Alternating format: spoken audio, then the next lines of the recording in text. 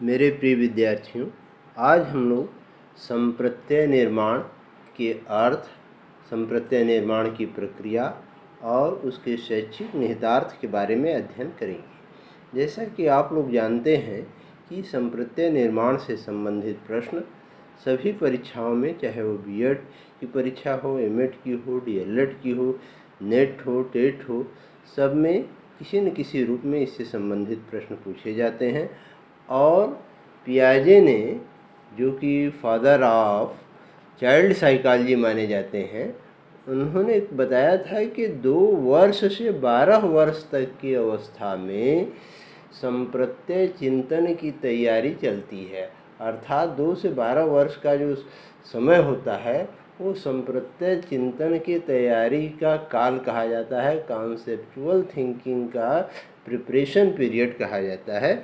और अगर अर्थ की हम बात करें संप्रत्यय निर्माण की, तो संप्रत्यय चिंतन का प्रमुख तत्व होता है किसी शब्द के वास्तविक अर्थ को ही हम संप्रत्यय कहते हैं। मनोविज्ञान की भाषा में अगर हम कहें तो कह सकते हैं कि मानव मस्तिष्क में किसी व्यक्ति, वस्तु, जीव, क्रिया अथवा भावना के किसी मूलभूत गुण के आधार पर बनी जातीय प्रतिमा को संप्रत्यय कहते हैं। वुडवर्थ महोदय के अनुसार संप्रत्यय वे विचार हैं जो वस्तुओं, घटनाओं, गुणों आदि का उल्लेख करते हैं। Concept are ideas which refer to objects, events, qualities etcetera. Douglas और हॉलैंड की अगर हम बात करें तो कहते हैं कि संप्रत्यय ज्ञान मस्तिष्क में किसी विचार के निर्माण को प्रकट करता है।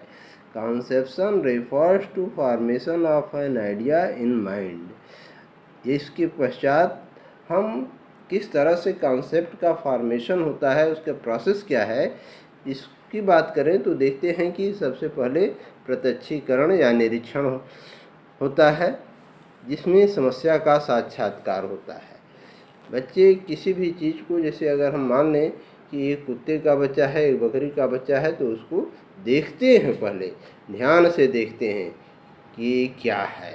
उसके बाद दूसरा स्टेप है समस्या का विश्लेषण करते हैं, एनालिसिस ऑफ द प्रॉब्लम। उसको ध्यान से, बहुत ध्यान से देखेंगे। आप कक्षा में पहले दिन जाएं तो बच्चे शोर नहीं करते हैं ज़्यादा, आपको ऑब्जर्व करते हैं, तो समस्या का विश्लेषण होता है। किसी भी चीज़ को अगर हम देखते हैं पहले तो उसे ध्यान से देखते हैं, बच्चे भी बहुत ध्यान से देखते हैं। और उसके बाद समान अंशों की पहचान करना होता है, आइडेंटिफाइंग द कॉमन एलिमेंट्स। उसमें जो समान तत्व हैं उनको पहचाना जाता है। जैसे बच्चा बकरी और कुत्ते के बच्चे को देखता है तो देखता है भाई दोनों में को 2 आँखें हैं, 2 कान है, 4 पैर है, 1 पूँछ है, इसको पहचानता है। फिर क्या करता है, चौथा स्टेप, अंतर देखना, परसीविंग द डिफरेंसेस। फिर वो उसका अंतर देखता है कि दोनों की आवाज़ अलग है, दोनों का जो कैनाइन दांत है, मुंह खोलता है, तो वो भी अलग अलग है। बकरी का बच्चा घास खा रहा है, कुत्ते का बच्चा दाल चावल या इस तरह की चीज़ भी, उस तरह का मांस वगैरह भी खाते हैं, वो सब कार्निवोरस होते हैं। तो इस तरह से वो अंतर देखता है। फिर समान एवं भिन्न अंशों का अमूर्तीकरण, abstracting the common and uncommon elements.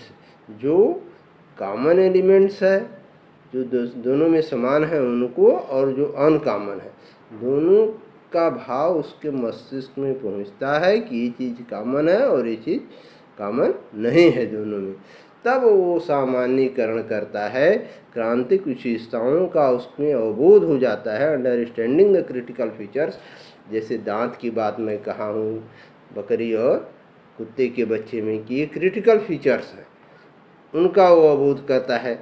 शाकाहारी और मांसाहारी होने की बात वो देखता है, इसका वो अवबोध करता है कि बकरी का बच्चा शाकाहारी है, वो मांस भी खाता है, कुत्ते का बच्चा। इस तरह की जो विशेषताएं, आवाज़ जो देखता है, ये क्या है, ये क्रिटिकल फीचर है। उसकी आवाज़ बकरी के बच्चे की अलग है और कुत्ते की बच्चे की वो अलग है। इस तरह से वो जनरलाइजेशन कर लेता है और कहता है कि हाँ, ये बकरी का बच्चा है, ये कुत्ते का बच्चा है। इस तरह से उसको कुत्ते और बकरी के संबंध में एक जनरलाइजेशन हो जाता है, कॉन्सेप्ट का फॉर्मेशन हो जाता है। अब बात आती है कि इसका शैक्षिक निहितार्थ क्या है, हम क्यों पढ़ते हैं इसे, एजुकेशनल इम्प्लीकेशन क्या है। तो हम देखते हैं कि इसका एजुकेशनल इम्प्लीकेशन यह है कि बच्चों को जो भी शिक्षा दी जाए वो कॉन्क्रीट से एब्स्ट्रैक्ट की तरफ हम चलें, मूर्त से अमूर्त के सिद्धांत का पालन किया जाए, क्योंकि बच्चे यथार्थ या मूर्त संप्रत्यय अमूर्त की अपेक्षा सरलता से सीखते हैं। अगर छोटे बच्चे को आपको 1+2 बताना है तो ऐसे 1+2=3 करते रहिए, नहीं समझ में आएगा। अगर 1 केला प्लस 2 केला दिखा करके उसको बताइए तो तुरंत समझ जाएगा। और शिक्षण सरल से जटिल की ओर होना चाहिए। पहले आसान चीज़ को सिखाइए तब कठिन चीज़ को सिखाइए। क आपको बताना है तो पहले ही क मत बताइए, पहले उसको गोला बनाना सिखाइए, पाई खींचना सिखाइए, तब अगर आप सिखाते हैं तो वो आसानी से सीख जाता है। क्योंकि वो घर में गोली गोली मैंने इस तरह से सर्किल टाइप में रोटी वो देखता है तो उसको समझ जाएगा, उसको बनाना पसंद करता है। पैसा भी सिक्का भी देखता है तो वो भी लेना चाहता है, तो वो भी गोल मैंने सर्किल टाइप में होता है तो उससे भी वो समझ जाएगा। और शिक्षण में व्यावहारिकता एवं वास्तविकता का समावेश हो, और ये चीज़ें जो आप दिखाते हैं वो व्यावहारिक होनी चाहिए, वास्तविक होनी चाहिए ना, तब वो और जल्दी सीखते हैं। प्रारंभ के पाठ सरलतम रूप में चित्र और उदाहरण के साथ प्रस्तुत किए जाए। इसीलिए जो इनिशियल चैप्टर होते हैं, टॉपिक्स होते हैं, उसमें छोटे बच्चों के लिए चित्र अवश्य दिया रहता है और उसको एग्जाम्पल के साथ उसका प्रेजेंटेशन किया जाता है।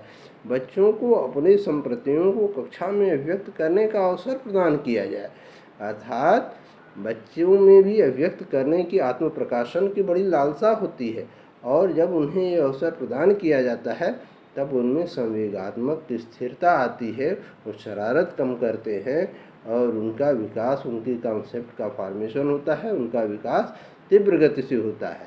तो उन्हें उनकी बातों को जो कहना चाहते हैं, व्यक्त करना चाहते हैं, जिस चीज़ को बनाना चाहते हैं, उनको अवसर प्रदान करना चाहिए।